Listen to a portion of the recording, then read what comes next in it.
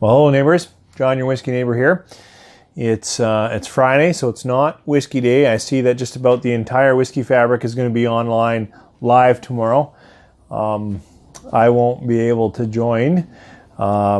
Maybe I can drop in, but I don't think I have any chance. Anyways, today, neighbors, I'd like to review another Canadian whiskey. I said I would.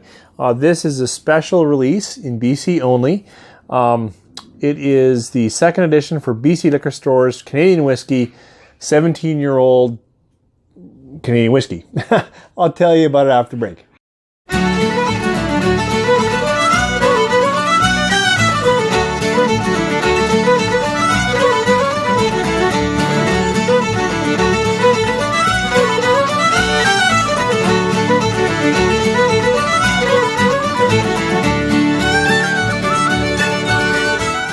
Well, thanks. I see one of my neighbors has started up a lawnmower, so maybe I should record this another time. But this is an interesting thing. I remember reading about it on the BC website, and then my cousin in the Okanagan picked up this bottle for me. And it's got a lot of interesting things going on. I mean, it is a unique release, which is always kind of fun. It's 17-year-old, okay. It was put out in 2017, small batch. It's 45% alcohol. I like a little bit more alcohol strength. Often that helps with the flavors. And it says 17-year-old 3-grain whiskey married with rare 1987 single cask Canadian whiskey to create the smooth, rich layered whiskey. Lots of whiskey in this one. So as I said on the back, then it says again, it's got some corn. It's got some wheat and some rye. So that's our grains, corn, wheat, and rye. And then it says, and then a touch of an amazing 30-year-old Canadian whiskey. It doesn't say what that 30-year-old is. Now, my research into this has said that this comes from Highwood. And Highwood, I would say, for Canadian whiskey is best known for the 90 series, again, because it's released at 45%. So 90, 20 is their 20-year-old, 95 is their 5-year-old. They also have some other ones, White Owl, which I haven't tried. Don't really intend to, but I may have some. What else? I think Highwood's behind Mount Logan. And you would have seen, if you're a regular on the channel, that I looked at their 5, 15, and 20-year-old. Mount Logan is a special brand or store released for the Liquor Depot, Liquor Barn, Wine and Beyond series of stores. And I like their 20-year-old, actually quite a lot, more than I expected. Anyways, so this I had my cousin pick it up. We opened it up together a little bit, and here are some thoughts. On the nose of this whiskey, I am surprised at how, for a 17-year-old with a hit of a 30-year-old, how the first thing when I bring it up, to me, is quite a solvent or a young alcohol bloom. It really, on the nose, is not toffee, caramel, sweetness. The first thing is alcohol, and almost sharp for me. Just almost that part that makes you pinch your eyes or you feel at the top of your nose.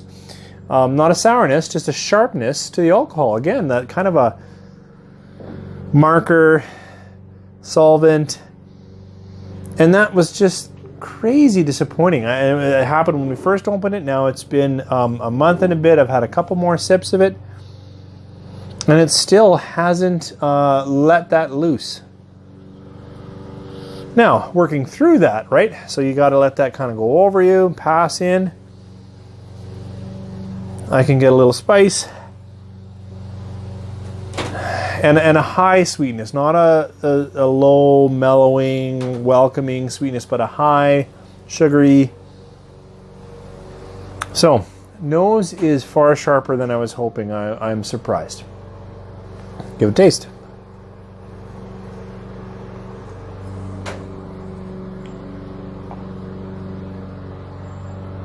Well, here I've got some nice, some nice cereal sugar, honey sugar.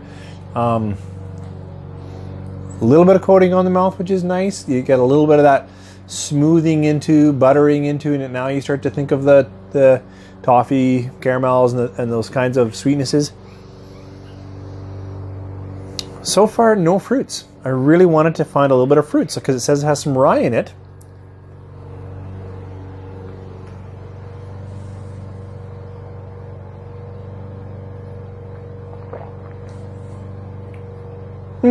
Well, and there I've got a little butterscotch, butter toffee, butter tart, right? As you get that interplay between almost like a butter tart, because then you've got that sweet, but the caramel, and then you've got like a wheat or a crust or something.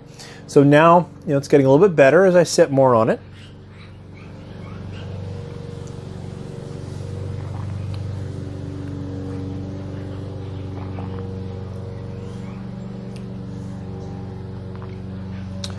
It's staying within the corn range. It's staying within the sweetness from the grain. It has picked up now on the tongue a little bit, so some of that rye spice has come out. It took, what was that, three or four sips. The wood is escaping me. As I talk now, I think I'll be able to find it in the finish. The finish is warming.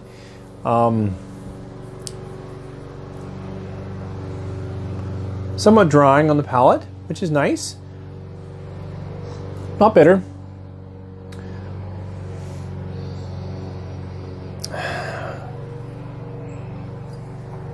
So, actually, now that I've had that fourth sip, now it reminds me of the last time I had 90-20. And I know some good Canadian reviewers online. I'm thinking of Dextra, the rum howler. He really likes 90-20. I think it was quite high on his top 100 this last 2017. But I've never really been a fan of it, and this does taste a lot like that. So if you do have some 90-20 and you like that thinner, higher sweetness that I find in that drink, then you might enjoy this. For myself, I'm let down. Good story, unique bottling, good strength, the right kind of grain balance, a 17-year-old with a hit of 30. Everything about this bottle was like, I'm going to just love this bottle. And Highwood, I think, I like their Mount Logan. I thought I liked a fair amount. But I'm not liking this one. Not really. Even now, as I've had more sips and more sips, some of the flavors are coming through better. I'm enjoying them a bit more, but the nose is still there. It hasn't faded away. Aside from that high sweetness, it's lacking in depth. There's no floral for me. There's no fruit for me to get a hold of. The wood notes come only in that last breath of the finish. So there's no balance of char or an oak up front. So it must be, don't know this, but with the sweetness being high into the vanillas, it's got to be ex-bourbon. I'm thinking ex-bourbon barrels. So I don't know, guys. Highwood, I have yet to be blown away with your products. I do like a few of them.